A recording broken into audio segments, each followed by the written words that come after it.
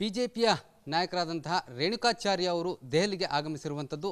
ನಮ್ಮ ಜೊತೆ ನೇರವಾಗಿ ಜೊತೆಯಲ್ಲಿದ್ದಾರೆ, ಅವರನ್ನ ಮಾತನಾಡಿಸೋಣ. ಸರ್, ಪ್ರಮುಖವಾಗಿ ತಮ್ಮ ದೆಹಲಿಯ ಪ್ರವಾಸ ಏನಿದೆ, ಈಗ ರಾಜ್ಯದಲ್ಲಿ ಸಾಕಷ್ಟು ಚರ್ಚೆ ಆಗ್ತಾ ಇದೆ. ಯತ್ನಾಳ್ ಅವರ ಟೀಮ್ ಬಂದಂಥ ನಂತರದಲ್ಲಿ ತಾವು ಬರ್ತಾ ಇದ್ದೀರಿ, ಏನು ವಿಚಾರ? ನನ್ನ ಸ್ವಂತ ಕೆಲಸದ ಮೇಲೆ ನಾನು ದೆಹಲಿ ಬಂದೀನಿ. ಹಾಗಾಗಿ ಯಾವುದೇ ರಾಜಕೀಯ ನಾಯಕರು, ನಮ್ಮ ರಾಷ್ಟ್ರೀಯ ನಾಯಕರನ್ನ ದಿನಾಂಕನ ಸಮಯವನ್ನು ನಾನು ಕೇಳಿಲ್ಲ. ಅವಕಾಶ ಸಿಕ್ಕರೆ ಭೇಟಿ ಮಾಡ್ತೀನಿ. ಸರಿಗೆ ಈಗ ಪಾರ್ಲಿಮೆಂಟ್ ಕಲಾಪಗಳು ನಡೀತಾ ಇದೆ, ಲೋಕಸಭೆ ಕಲಾಪಗಳು. ಆ ಒಂದು ಒತ್ತಡದಲ್ಲಿ ಬ್ಯುಸಿ ಇದ್ದಾರೆ. ಅವಕಾಶ ಸಿಕ್ಕರೆ ನಾನು ಭೇಟಿ ಮಾಡ್ತೀನಿ. ಸರಿಗೆ ಒಂದಷ್ಟು ಚರ್ಚೆ ಆಗ್ತಾ ಇರ್ತಕ್ಕಂಥದ್ದು ಏನು, ಕುಮಾರ್ ಬಂಗಾರಪ್ಪ ಅವರು ಹೇಳಿಕೆ ಕೊಟ್ಟಿರ್ತಕ್ಕಂಥದ್ದು, ಅಂದರೆ ರಾಜ್ಯಾಧ್ಯಕ್ಷರ ಬದಲಾವಣೆ ಆಗುತ್ತೆ ಎನ್ನುವಂಥ ಹೇಳಿಕೆ ಕೊಟ್ಟಿರೋದು. ಒಂದು ರಾಷ್ಟ್ರೀಯ ನಾಯಕರು ರಾಜ್ಯದ ಅಧ್ಯಕ್ಷ ಬದಲಾವಣೆ ಆಗ್ತದೆ ಹೇಳಿಕೆಯನ್ನು ಕೊಡಬೇಕು. ಯಾರೇ ಹೇಳಿಕೆ ಕೊಟ್ಟರು ಅದಕ್ಕೆ ಮಹತ್ವ ಇಲ್ಲ. ಒಂದು ಮಾತು ನಾನು ಹೇಳಿಕೆ ಇಚ್ಛೆ ಪಡ್ತೀನಿ. ಸನ್ಮಾನ್ಯ ವಿಜೇಂದ್ರ ಅವ್ರನ್ನ ರಾಜ್ಯದ ಅಧ್ಯಕ್ಷ ಮಾಡಿದ್ದು ಯಡಿಯೂರಪ್ಪನವರಲ್ಲ, ಕರ್ನಾಟಕದ ನಾವು ಯಾರೂ ಅಲ್ಲ. ಕರ್ನಾಟಕದ ಹಿರಿಯ ಮುಖಂಡರುಗಳ ಸಂಘ ಪರಿವಾರದವರ ಅಭಿಪ್ರಾಯವನ್ನು ಪಡೆದು ನರೇಂದ್ರ ಮೋದಿಜಿಯವರು, ಅಮಿತ್ ಶಾಜಿಯವರು, JP ನಡ್ಡಾಜಿಯವರು, ಸಂತೋಷಿಯವರು ರಾಜ್ಯದ ಅಧ್ಯಕ್ಷ ಆಗಿ ನೇಮಕ ಮಾಡಿದ್ದಾರೆ. ಬಹುಶಃ ಭಾರತೀಯ ಜನತಾ ಪಾರ್ಟಿಯ ತತ್ವ ಸಿದ್ಧಾಂತ ಅವರಿಗೆ ಗೊತ್ತಿಲ್ಲ ಅನಿಸುತ್ತೆ. ಅವರು ಕಾಂಗ್ರೆಸ್ಸಿಂದ ಬಂದರು. ಸ್ವತಃ ಬಂಗಾರಪ್ಪನವ್ರು ಭಾರತೀಯ ಜನತಾ ಪಾರ್ಟಿ ಬಂದಾಗ ಅವರು ಬರಲೇ ಇಲ್ಲ. ಭಾರತೀಯ ಜನತಾ ಪಾರ್ಟಿ ತತ್ವ ಸಿದ್ಧಾಂತನೇ ಗೊತ್ತಿಲ್ಲ. ಬಂದರು, ಟಿಕೆಟ್ ಸಿಕ್ತು, ಗೆದ್ದರು. ಸೊರಬ ಕ್ಷೇತ್ರದ ಕಾರ್ಯಕರ್ತರ ಮುಖಂಡರ ಅಹವಾಲುಗಳನ್ನು ಕೇಳಲಿಲ್ಲ. ಕಾರ್ಯಕರ್ತರ ಮುಖಂಡರ ವಿರುದ್ಧವಾಗಿ ಅವರು ನಡ್ಕೊಂಡ್ರು.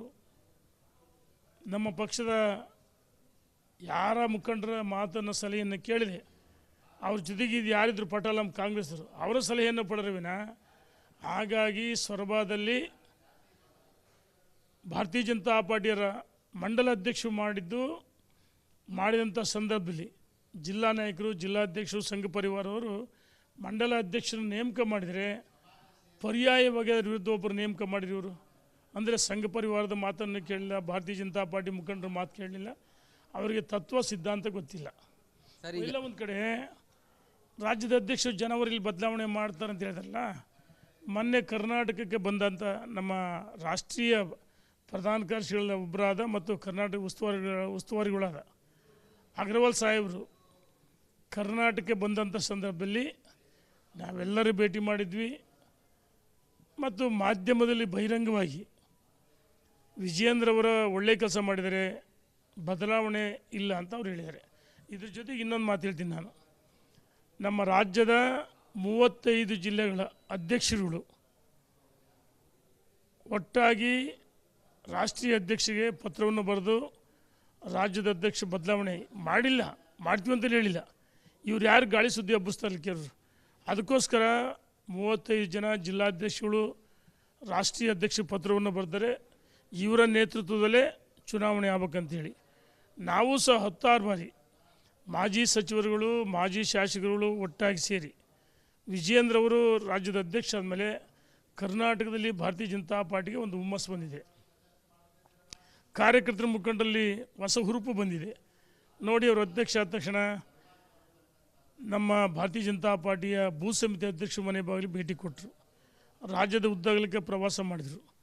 ಮತ್ತು ಏನು ಲೋಕಸಭೆ ಚುನಾವಣೆ ಅವರ ನೇತೃತ್ವದಲ್ಲಿ 17 ಸ್ಥಾನಗಳಲ್ಲಿ ನಾವು ಗೆದ್ವಿ. ಎಲ್ಲ ಮುಖಂಡರು, ವಿಪಕ್ಷ ನಾಯಕರು ಸರ್, ಈಗ ಚರ್ಚೆ ಆಗ್ತಾ ಇರ್ತಕ್ಕಂಥದ್ದು ಅಲ್ಲ, ಯತ್ನಾಳ್ ಅವರ ಹೇಳಿಕೆ ಚರ್ಚೆ ಆಗ್ತಾ ಇದೆ ಸರ್. ರಿಪಬ್ಲಿಕ್ ಕನ್ನಡಕ್ಕೆ ಮಾತನಾಡುವಂತಹ ಸಂದರ್ಭದಲ್ಲಿ ಅಧ್ಯಕ್ಷರ ಬದಲಾವಣೆ ಬಗ್ಗೆ ಕೂಡ ಮಾತನಾಡಿರ್ತಕ್ಕಂಥದ್ದು. ರಿಪಬ್ಲಿಕ್ ಕನ್ನಡದ ಜೊತೆ ಎಕ್ಸ್ಕ್ಲೂಸಿವ್ ಆಗಿ ಯತ್ನಾಳ್ ಅವರು ಮಾತನಾಡಿದ್ರು. ಆ ಸಂದರ್ಭದಲ್ಲಿ ಬದಲಾವಣೆ ಆಗುತ್ತೆ ಅನ್ನುವಂಥ ಮಾತನ್ನು ಕೂಡ ಹೇಳಿರುವಂಥದ್ದು. ಸರ್ ನೋಡಿ, ನಾನು ಏನು ಹೇಳಕ್ಕೆ ಹೊರಟಿದೆ, ದಯಮಾಡಿ ಮಧ್ಯದಲ್ಲಿ ಮೊಟ್ಟುಗೊಳಿಸಲ್ಲ. ಆ ಭ್ರಷ್ಟಾಚಾರ ವಿರುದ್ಧ ಹೋರಾಟ ಮಾಡಿದರು. ಮೂಡ ಇರ್ಬೋದು, 14 ಸೈಟ್ ವಾಪಸ್ ಕೊಟ್ಟರು. ಮುಖ್ಯಮಂತ್ರಿಗಳ ಮೇಲೆ ತೂಗು ಕತ್ತಿ ನೇತಾಡ್ತದೆ. ವಾಲ್ಮೀಕಿ ಹಗರಣ, ಎಷ್ಟು ಭ್ರಷ್ಟಾಚಾರದ ಹೋರಾಟ ಮಾಡಿದರು. ಇದು ಸಾಧನೆ ಅಲ್ವಾ?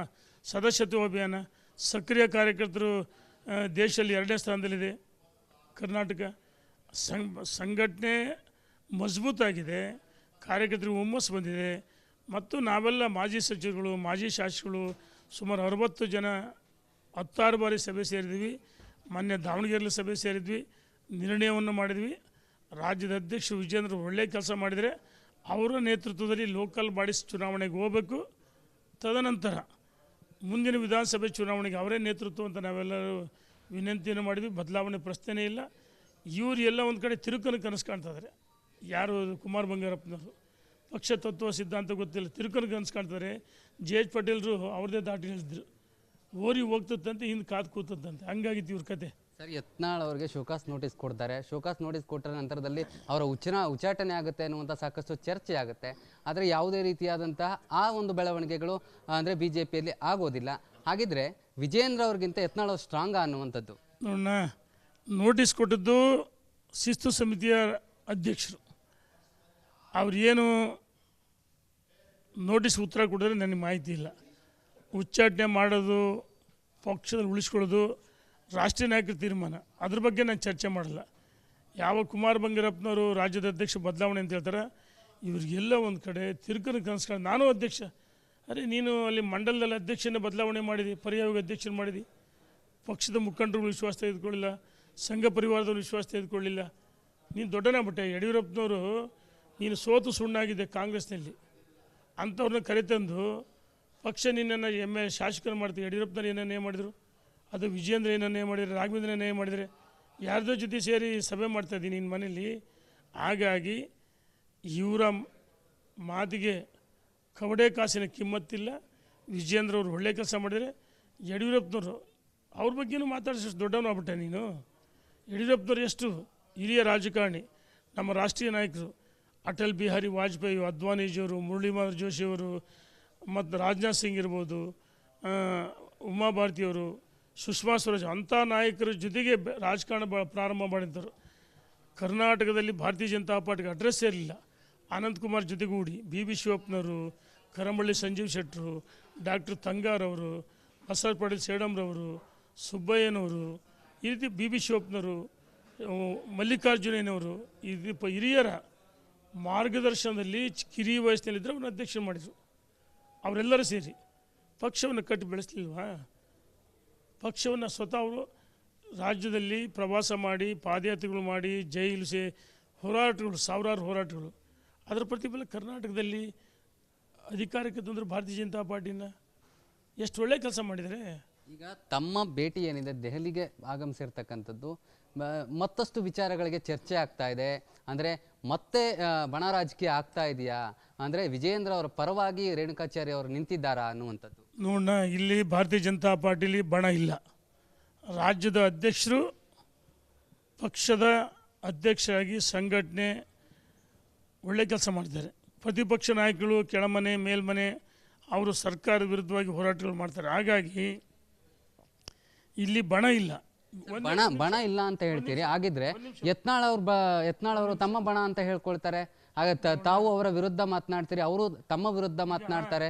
ನಾನು ಒಂದೇ ನಿಮಿಷ, ಇಲ್ಲಿ ಭಾರತೀಯ ಜನತಾ ಪಾರ್ಟಿ ಒಂದೇ ಕಮಲದ ಚಿಹ್ನೆ. ಇಲ್ಲಿ ಪರ್ಯಾಯ ನಾಯಕತ್ವ ಇಲ್ಲ. ರಾಜ್ಯದ ಅಧ್ಯಕ್ಷ ಮಾಡೋದು ರಾಷ್ಟ್ರೀಯ ನಾಯಕರು. ಹಾಗಾಗಿ ಇಲ್ಲಿ ಬಣನೂ ಇಲ್ಲ, ಯಾವ ಗುಂಪುಗಳಿಲ್ಲ. ವಿಜಯೇಂದ್ರ ವ್ಯಕ್ತಿ ಅಲ್ಲ, ಭಾರತೀಯ ಜನತಾ ಪಾರ್ಟಿ ರಾಜ್ಯದ ಅಧ್ಯಕ್ಷರು. ಹಾಗೆ ನಾವೆಲ್ಲ ಒಂದೇ. Thank you sir. ಇದಿಷ್ಟು ರೇಣುಕಾಚಾರ್ಯ ಅವರ ಮಾತಾಗಿರುವಂಥದ್ದು. ಅಂದರೆ BJPಯಲ್ಲಿ ಯಾವುದೇ ರೀತಿಯಾದಂಥ ಬಣ ರಾಜಕೀಯ ಇಲ್ಲ.